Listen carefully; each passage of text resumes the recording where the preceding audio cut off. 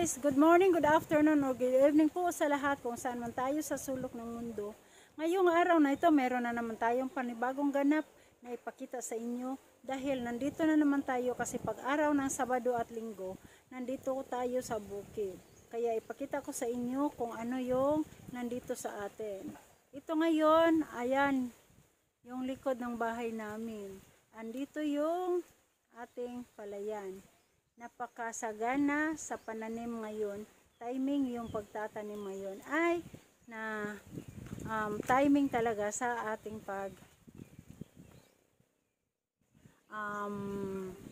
tatanim ng palay. Napakaganda dito guys. Sagana sa pamumunga.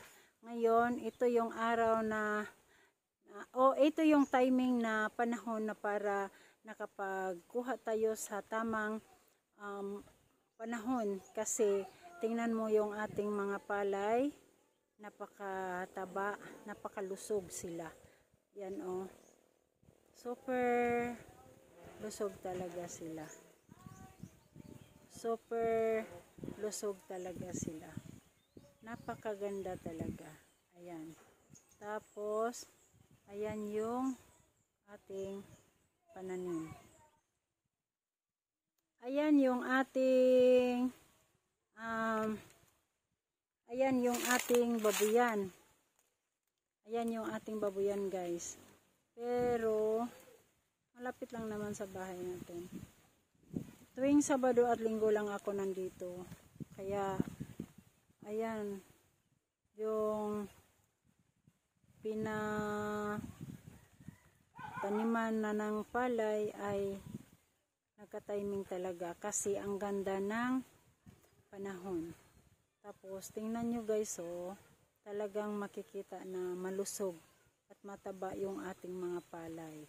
Kulay green na green talaga. Kaya maghintay na lang tayo sa tamang panahon. Yan, napakaganda talaga.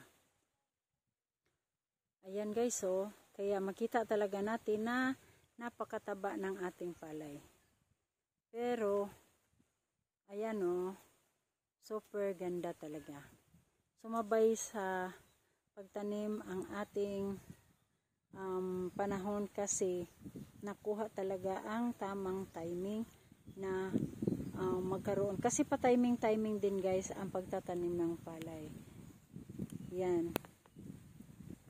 O, kailangan lang talaga i-timing mo ang pagtatanim para magkakaroon ka ng harvest na malaki ang harvest mo. Kaya kailangan din itong alagaan ng mabuti. Pag magkaroon na siya ng bunga, yung ating mga palay, kailangan din naman ng alaga.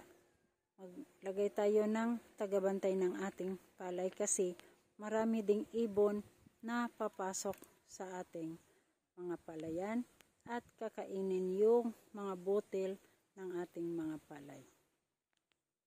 Hindi naman masarap magtanim, napakasaya. Hindi naman ay masarap naman talaga ang pagtatanim dahil masaya kasi marami kayong magtatanim.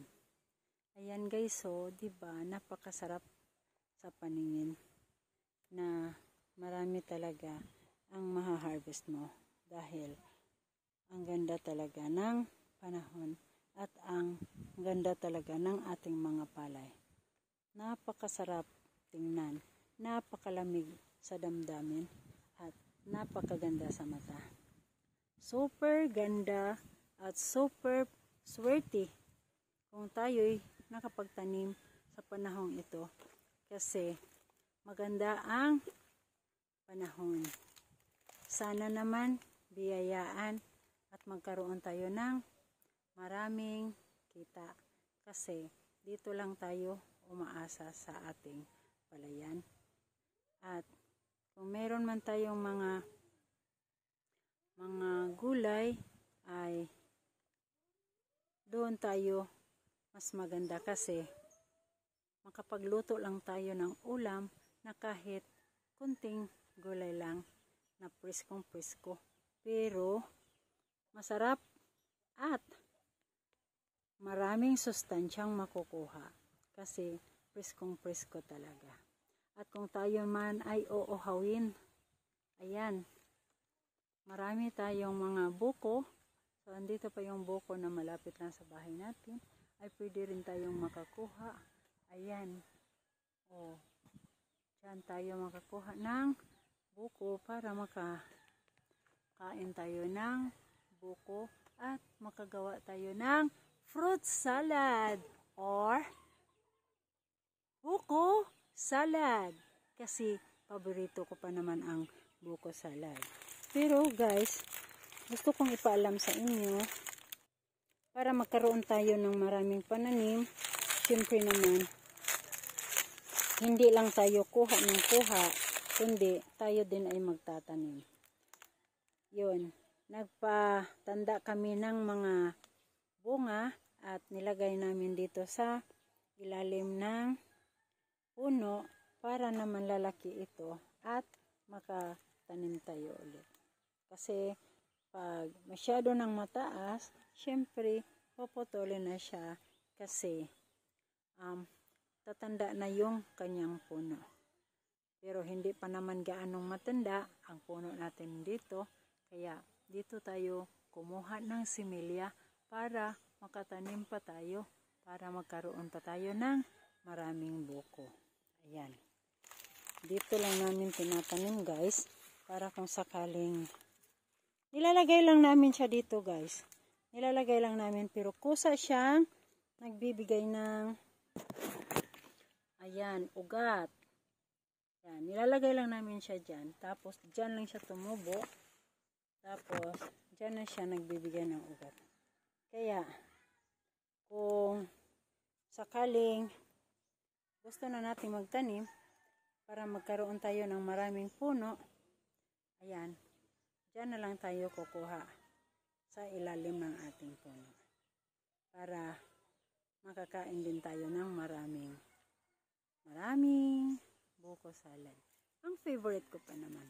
Kaka guys, dito makikita din natin na napakaganda ng ating paligid. Yan. O diba? Kaya napakaganda talaga. Oh.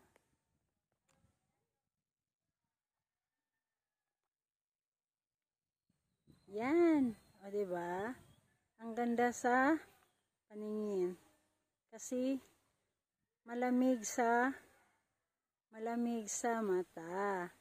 Kaya napakasarap damhin ang simoy ng hangin dito sa bukid.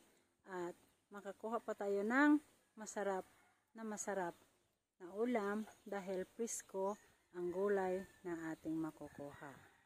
Ayan. Diba guys? Ito lang naman ang lugar kung saan tayo makarelax. Dahil dito ay napakatahimik at walang gulo. Dahil malayo sa Marites. Ayan, may Marites din ba kayo guys? Pero dito sa amin, malayo sa Marites kasi napakalayo yung mga kapitbahay namin. Pero ang mga kapitbahay namin ay nagmamahalan. Kapitbahay lang ang nagtutulungan. Hindi rin naman natin maaasahan yung nasa malayong lugar. Kasi nagsisikap din sila sa kanilang buhay para sa bawat pamilya. Kaya huwag na tayong umasa sa iba pa. Aasa tayo sa sarili nating sikap. Dahil meron naman tayong maliit na lupa, yun na lang ang ating sisikapin. Yun na lang ang ating paghihirapan para tayo makakain ng masarap na pagkain. Hindi naman natin ipagdamot yung ating mga lupa dahil yun ay biyaya ng Panginoon at kailangan din nating pagbigyan kung sino ang nangangailangan.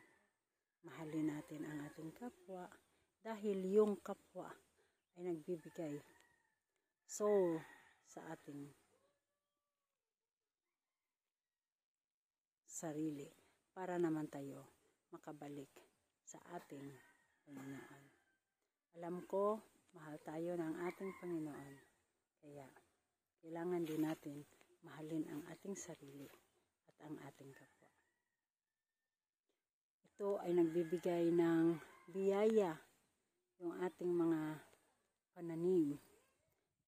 Dahil sa ating mga pananim, magkaroon tayo ng harvest at magkaroon tayo ng pagkain at magkaroon tayo ng malusog na katawan. Yan.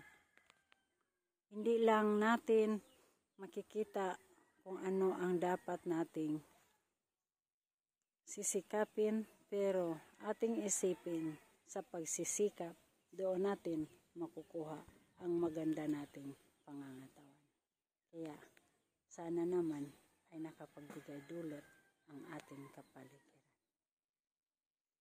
Kaya alagaan nating mabuti ang ating kapaligiran. Sana guys, nagustuhan niyo ang video. Nakalimutan niyo, lalo na kung bago pa kayo sa aking channel. Ayan, like na. Merong share. Siyempre share na. Para makikita sa lahat ng mga friends niyo kung anong mga nakikita at nalalaman niyo. Siyempre, huwag kalimutan subscribe. May bell sa gilid. Pindutin na. At hit na yung all sa itaas para ma-notify kayo sa lahat ng mga bagong videos na i-upload ko. Kaya guys, thank you for watching. See you next vlog. Bye!